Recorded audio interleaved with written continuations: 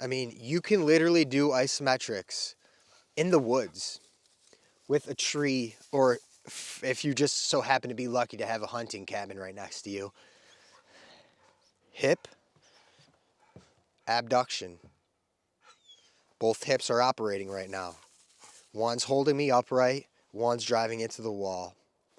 My glutes are fired right now. Okay? Just holding this position and driving out. Now, adduction, crossbody, boom. Inner thigh work. Okay, again, my right glute is firing to make sure I'm upright and tall. And you'll feel this burning right away because we don't do enough work on our adductors. Also, I'm getting a little bit of core strength in right now because it's working a little anti-rotation and just keeping the spine upright. Boom. Let's move on. One of the all-time greats, the wall sit. But to make the wall sit harder, you have to drive your hips into the wall and your feet into the ground. And you're aggressively contracting your muscles right now. This isn't just a sit. This is a press. And you're in control of how hard or how easy you make this and how long a time under tension you have. Some recent studies show a longer time under tension. Isometric tension increases tendon stiffness.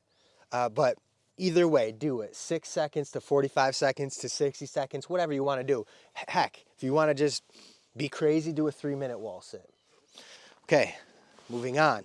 Upper body, shoulder flexion and extension. Some tricep work here too. Here and here. Your muscles don't like being in this position. They're not used to being in this position, but that's why we should get there occasionally and apply force. Not only hold it, but apply force through here.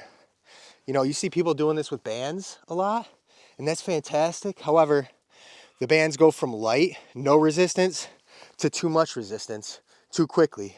Then no resistance to too much resistance. Here with an isometric hold, it's all resistance, as hard as you can press. Okay? Some side delts and rear delts. Boom. Right here.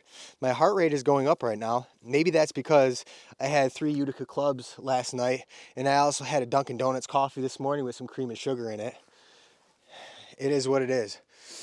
Next, it's a pressing movement here. This is full body. I'm creating fulcrum in my ankle, my knees, my hips, my elbows, and my shoulders, and I'm pressing against the wall as hard as I can. What's interesting about this, with isometrics and pressing movements, you can feel it in the lats here. Normally your pressing movements aren't engaging your lats. However, isometrics challenges the agonist and antagonist muscles, meaning my chest is responsible for doing most of the work here, but the opposite, my lats, are holding the structure of my scapula in place, so they're contracted as well. Okay, what else can we do? Hip flexion, literally just kicking the wall. I love this one because it mimics us taking a walk. We're literally taking our next step in our walk here. It's being upright in our spine, from our toe to our head, pressing our foot into the wall, engaging our hip flexors and our quads. As always, the muscle that's holding you in place, my glute here is fired because it has to be to keep me upright, or else I'm going to be toppled over and I'm going to be favoring one side or the other. And then switch and do it with the other leg, of course. Hip extension. Boom. Now we're really getting the glutes.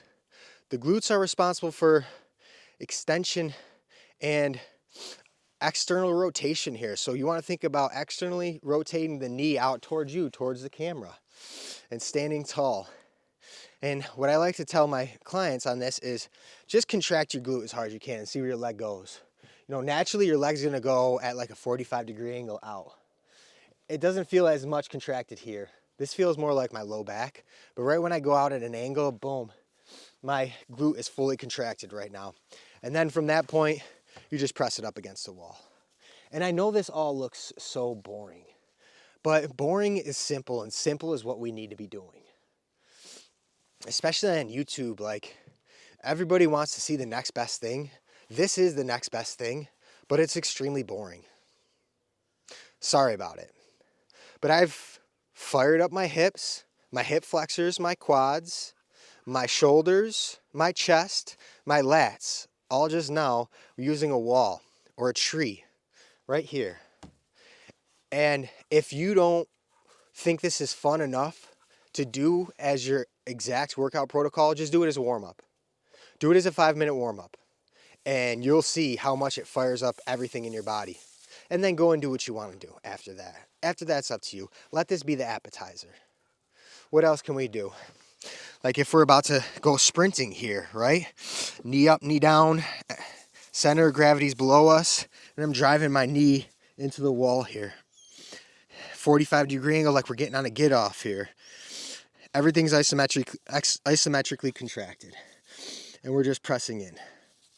And then we're switching. Boom. And you can even do these as explosive as you want. You could continue to keep switching, changing. Don't let the heel touch the ground. We could keep going. That's all I'm going to give you for today. The Stab and Cabin Isometrics in the woods. Over and out.